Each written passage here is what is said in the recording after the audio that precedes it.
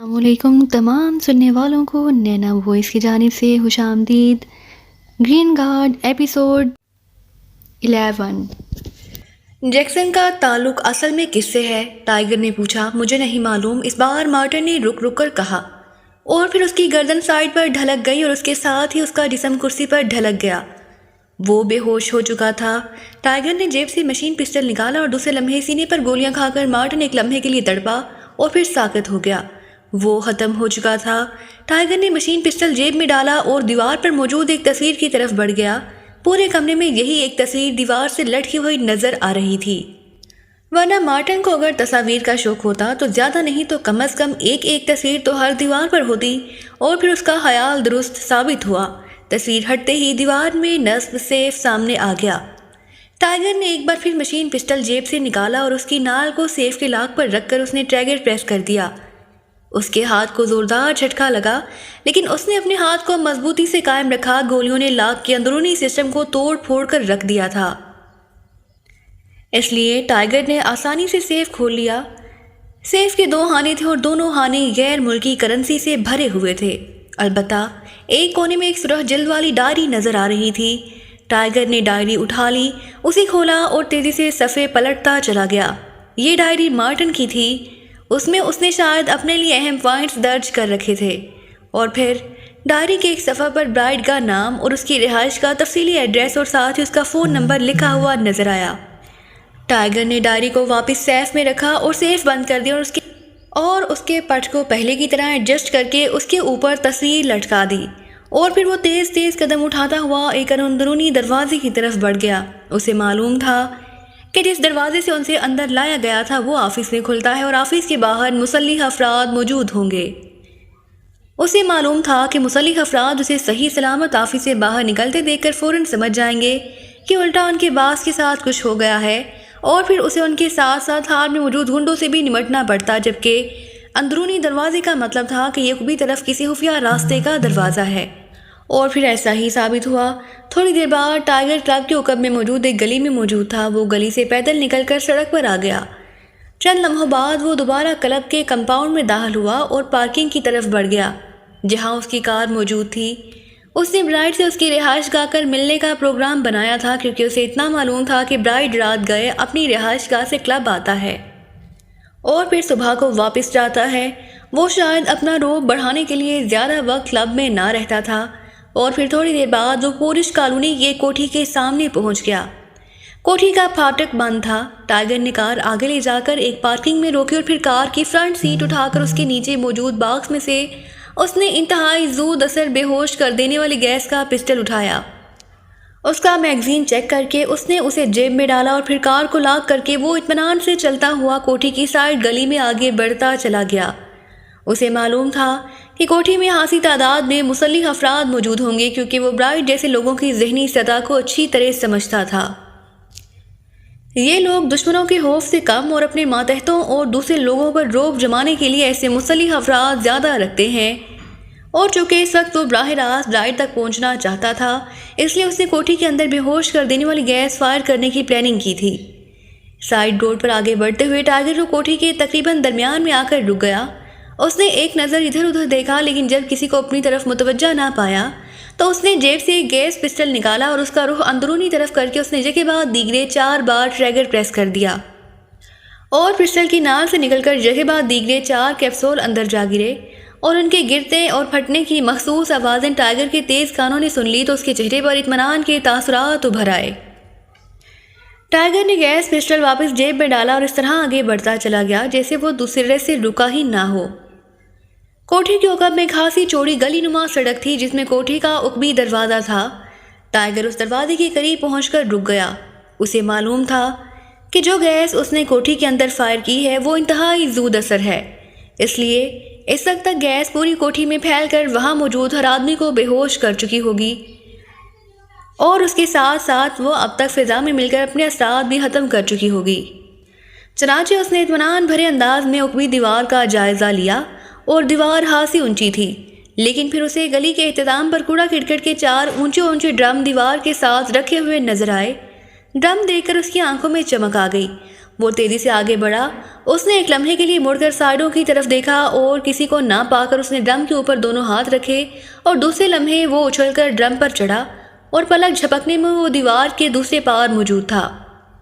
دوسرے لمحے اس نے اندرونی طرف چھلانگ لگا دی، اس کے بل اور گھٹنوں کے بال نیچے گرتے ہی وہ تیزی سے اٹھا ہی تھا کہ اس کے ساتھ ہی تیز سیٹی کی آواز گونجتی ہوئی سنی۔ یہ آواز صرف چند سیکنڈ سنائی دی اور پھر خاموشی طاری ہو گئی۔ ٹائیگر سمجھ گیا کہ کوئی خفیہ نظام یہاں موجود ہے اور یہ سیٹی اس کا محسوس الارم ہے، لیکن وہ اس بنا پر مطمئن تھا کہ الارم بجنے کے باوجود جب کوئی شخص یہاں ہوش میں ہی نہ ہوگا تو الارم بجتے اس سے ٹائیگر کو کیا فرق پڑتا ہے۔ وہ اطمینان بھرے انداز میں چلتا ہوا سائیڈ گلی کی طرف بڑھتا چلا گیا۔ کوٹھی پر خاموشی طاری تھی اور یہ خاموشی بتا رہی تھی کہ جہاں موجود کوئی نفس ہوش میں نہیں ہے۔ ٹائیگر سائیڈ گلی سے ہو کر جب فرنٹ کی طرف آیا تو اس برآمدے کے سامنے سیڑھیوں کے قریب 4 مسلح افراد ٹیڑھے میڑھے انداز میں پڑے ہوئے تھے، جبکہ گیٹ کے قریب موجود کمرے کے باہر 2 مسلح افراد بے ہوش پڑے تھے۔ گیراج میں 2 بڑی کاریں موجود تھیں لیکن ان کے آس پاس کوئی آدمی نہ تھا۔ ٹائیگر نے جہاں کا جائزہ لیا اور پھر وہ سیڑھیاں چڑھ کر برآمدے میں داخل ہو کر اندرونی راہداری میں سے اندر داخل ہو گیا۔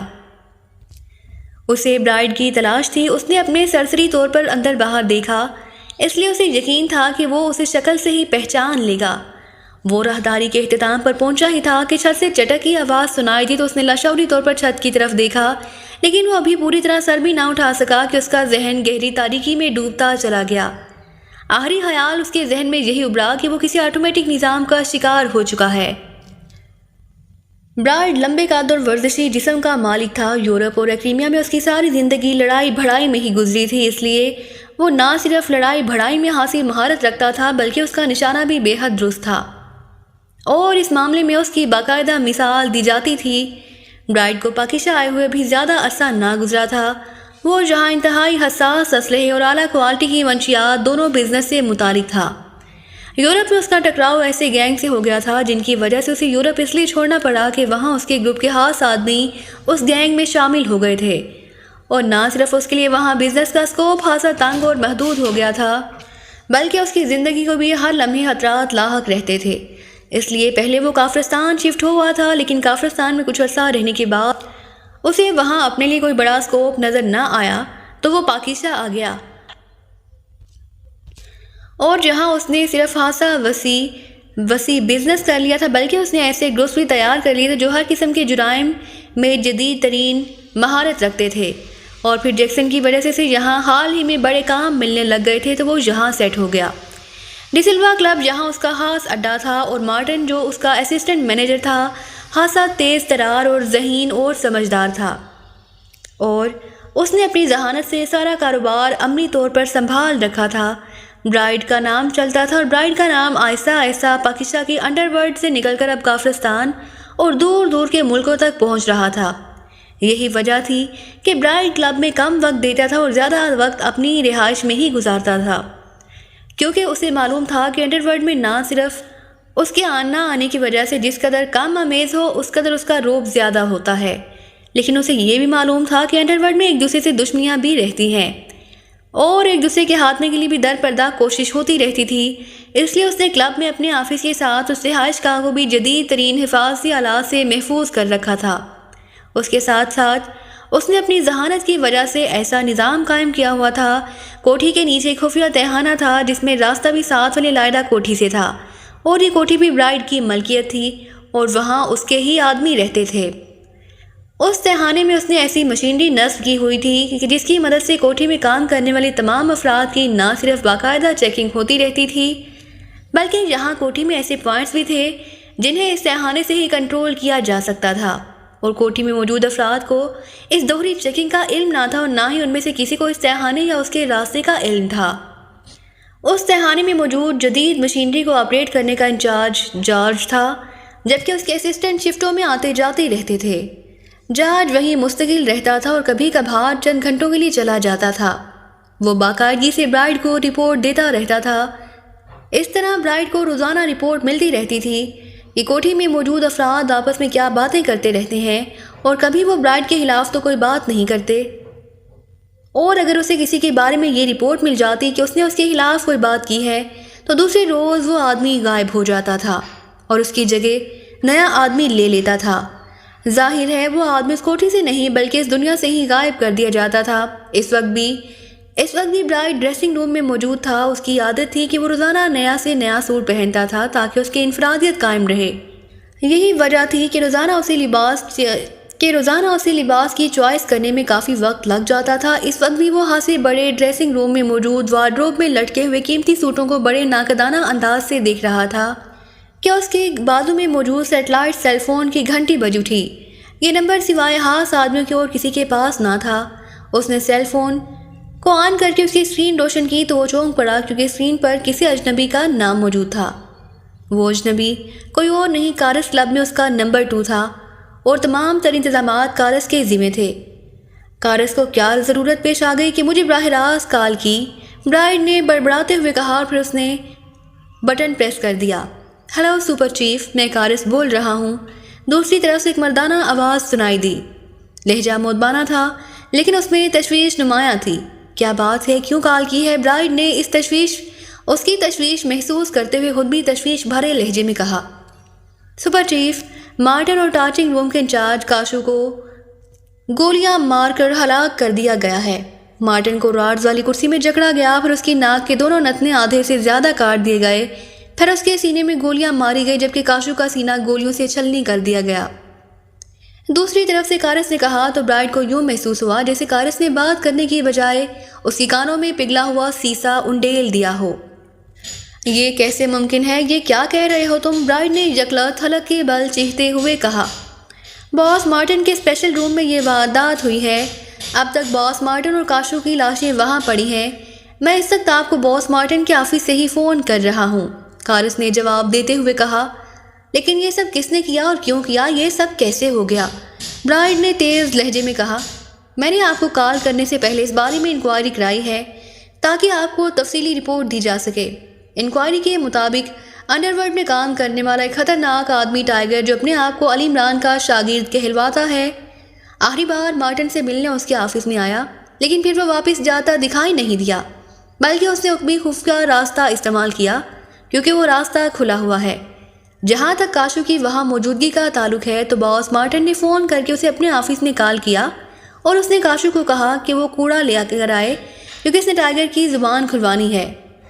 اس سے یہ اندازہ ہوتا ہے کہ ٹائیگر باس مارٹن کے آفس میں تھا جہاں باس مارٹن نے کسی وجہ سے چھت میں موجود دیس کی مدد سے اسے بے حس و حرکت کر دیا اور باس مارٹن نے اپنے آفس سے باہر مسلح افراد کو بلا کر ٹائیگر کو اندر راڈز والی کرسی پر بٹھا کر راڈز میں جکڑ دیا اور اس کے بعد کاشو کو کال کیا گیا اور پھر باس مارٹن اور کاشو آفس کے حکم میں ساؤنڈ پروف اسپیشل روم میں پہنچ گئے۔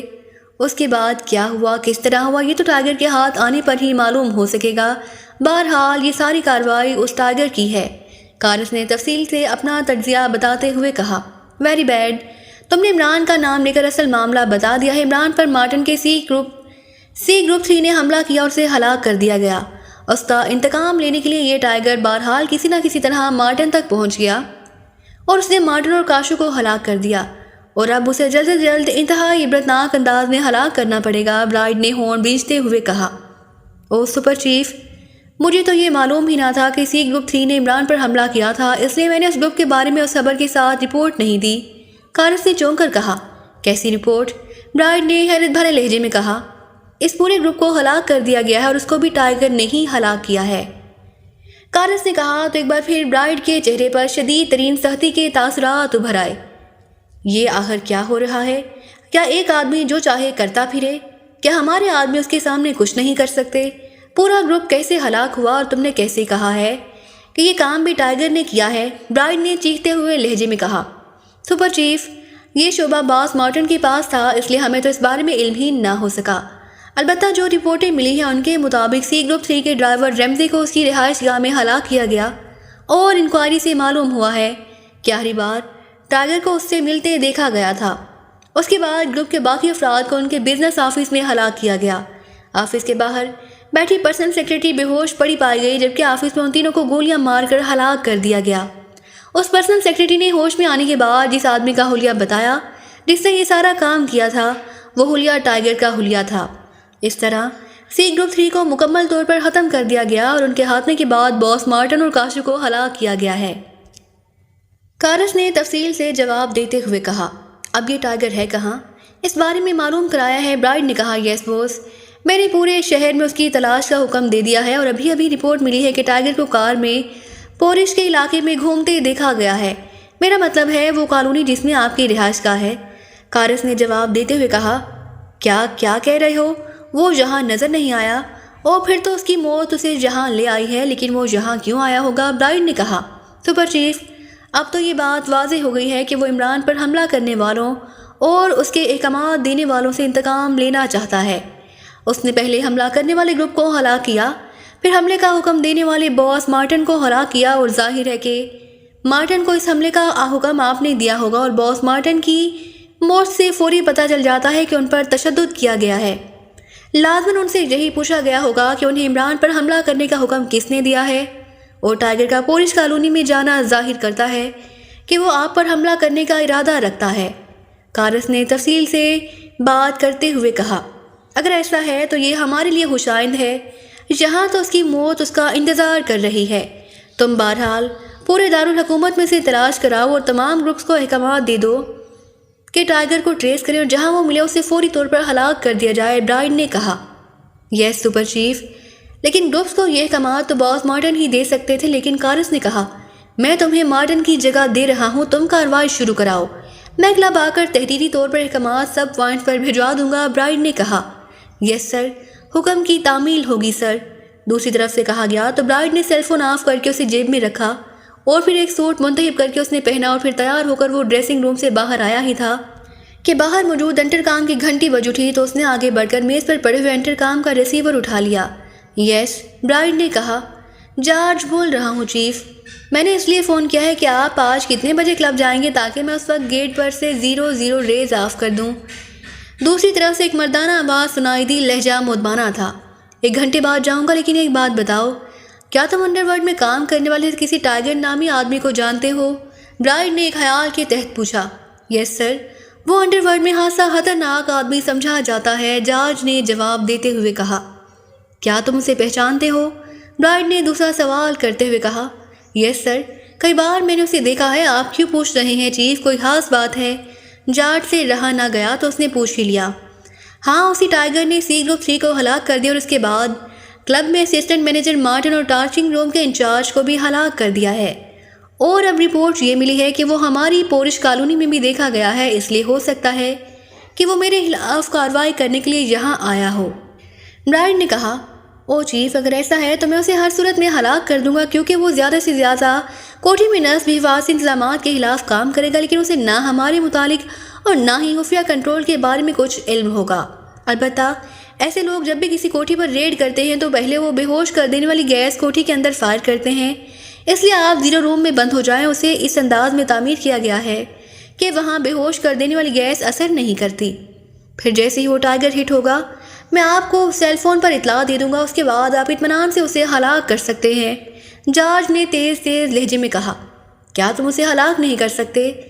جبکہ پہلے تم نے کہا تھا کہ تم نے اسے ہر صورت میں ہلاک کر دو گے، اب تم مجھے کہہ رہے ہو؟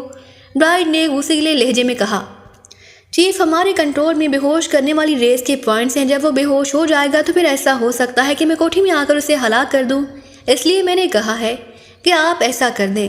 ٹھیک ہے، میں اسے ہلاک کر کے آپ کو اطلاع دے دوں گا، جارج نے جواب دیتے ہوئے کہا۔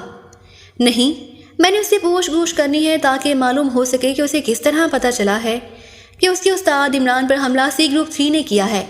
یہ ایک ایسا پوائنٹ ہے جو ہمیں معلوم ہونا چاہیے، اس لیے اسے بے ہوش کر کے تم نے اپنے آدمی بھیج کر اسے ریز روم میں ڈرارز میں جکڑنا ہے اور پھر مجھے اطلاع دینی ہے، باقی کام میں خود کر لوں گا۔ برائڈ نے کہا، یس چیف، ایسا ہی ہوگا۔ دوسری طرف سے کہا گیا، اوکے، میں ریسیور رکھ کر 0 روم میں جا رہا ہوں۔ برائڈ نے کہا اور ریسیور رکھ کر وہ مڑا اور عمارت کے آخری حصے میں موجود ایک خصوصی کمرے کی طرف بڑھ گیا جسے 0 روم کہا جاتا تھا۔